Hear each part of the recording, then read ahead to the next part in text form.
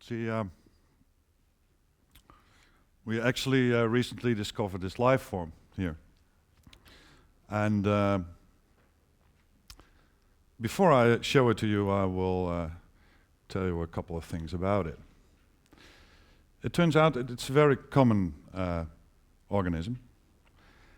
And well, if you look at it closely enough, it looks like a shoal of fishes, but it moves like an amoeba in a sort of unison concerted type of way. It feels pain, it takes revenge, and you can actually see sadness and sorrow ripple through its belly as each consecutive cell lights up in anguish. And the way that resources and information is transported through the body is quite remarkable. And for instance, if I call it Romeo, this particular organism.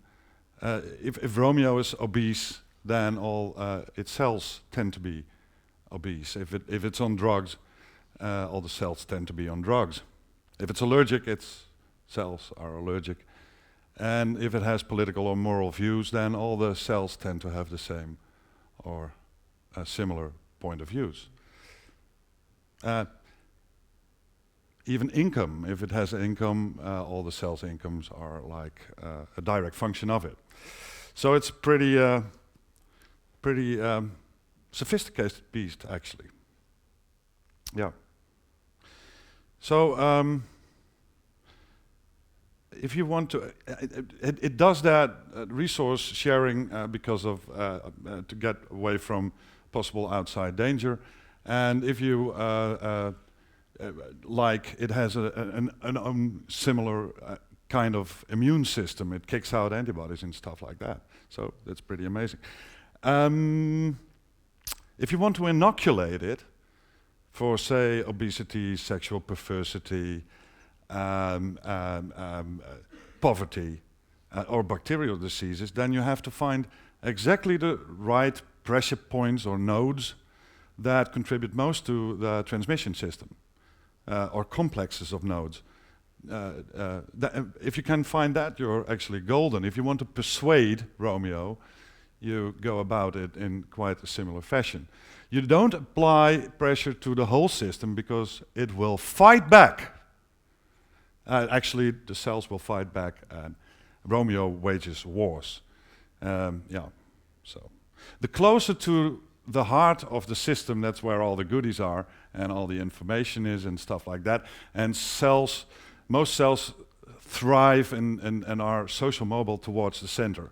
But there's mavericks, quite similar to me, that move more towards the edges and sharing and connecting somewhat less than what you would expect in the middle. I call this one Romeo, and I think you might know it by now, because I'm not talking about this bottle of water, but about my social network. See, my social network is an organism in itself, and the way I described it, I think it is time we treat it as a separate entity. Of course, you've been subjected to talks about storytelling, and it's not very often that you get a superhuman organism as the subject for it. You always tend to have a human protagonist in the stories like these. But I think it's not fair, and it's not in line with history as well.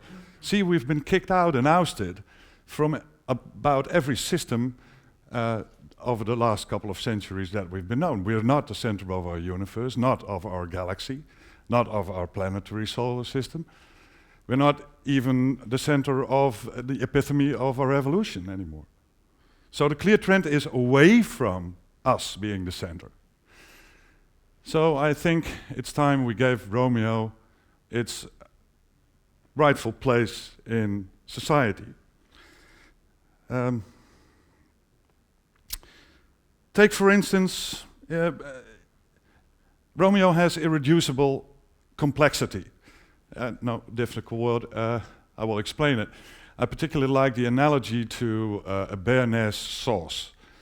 If you don't know what it is, it's kind of vanilla tasting sauce. I probably looked it up on Google one time, but I forgot. It's served with steak at my favorite restaurant, which is actually run by my ex's ex, but, well, I'm digressing. But the point is this. To this sauce, there's no undo button. That means that you cannot hit something and get all the ingredients back. It's irreducible, complex. In contrast to complicated, like, for instance, a Mac or a space shuttle. You can unscrew a space shuttle and screw it back again. That's just complicated. Béarnaise sauce cannot be unscrewed. And the same thing with Romeo. You cannot unscrew it and have all the separate entities, my friends of friends and their friends, back. You have to see it in all its complexity and all its emerging properties. And the relationships are far more important than the entities itself. See, our announcer Paul is a very good friend of mine, but our relationship is more important than him. Well, in a story kind of way. So, and we're not very used to that, like I told you earlier on. We're not used to seeing ourselves as not being in the center of things. We hate that. We fight back and we kick the system. And I will have a personal experience, a love and hate relationship I have with Romeo to illustrate that point. See, I recently broke up with my girlfriend. Yeah, you see sadness rippling through its belly.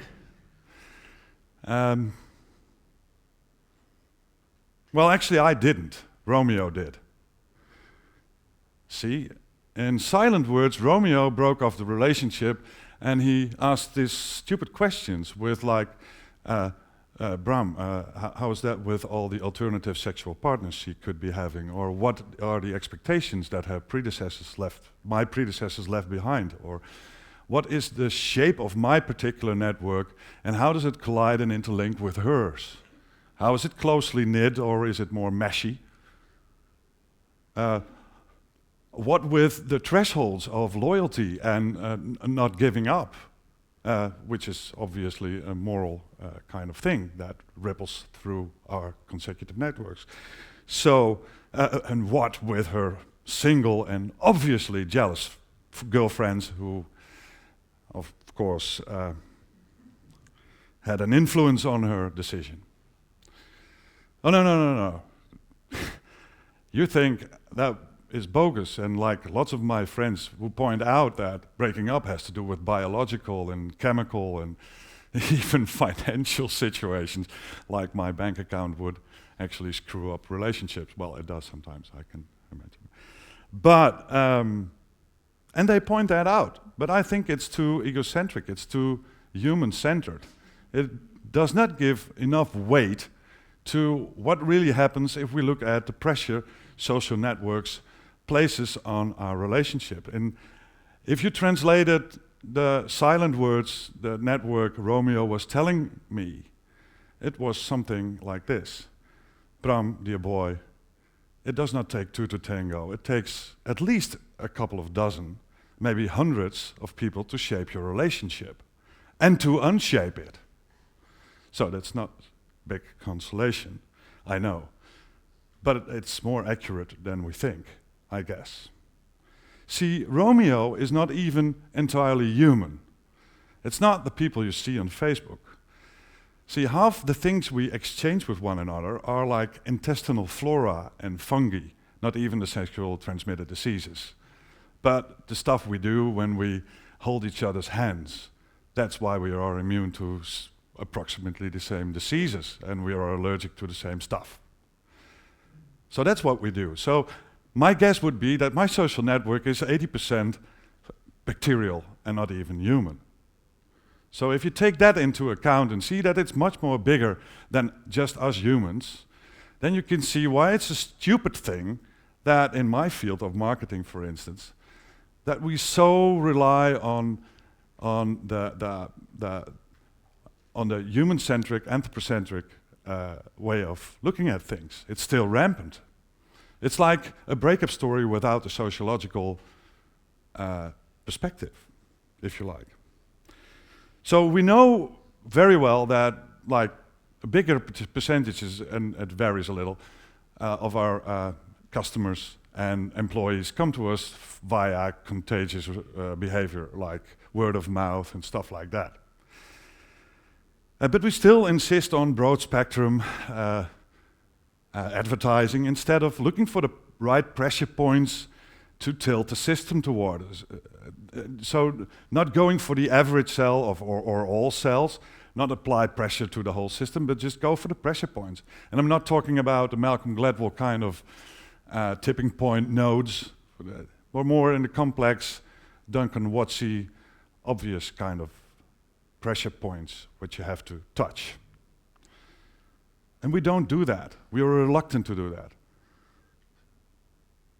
We still look at the fMRI scanner, and we've seen pictures up there, Leanne Young, I don't know where you are, but shown pictures of fMRI scanners and see what they do to our brains. Well, what the fMRI scanner did for psychology, social network analysis is doing for sociology. And I think it's time it takes its right place at the center of our attention instead of what do we do to influence the system, and instead ask how big the system is and how it influences us. Because if history learns us one thing, is we're not the center of things. Romeo is. So thinking Foursquare terms, if you're logged in on Foursquare, you are not the mayor anymore. I am not the mayor anymore, Romeo is. So, and I hope one day I can persuade and tilt the system enough to hook me up with another girlfriend network. And I think I will name that network Juliet. I thank you.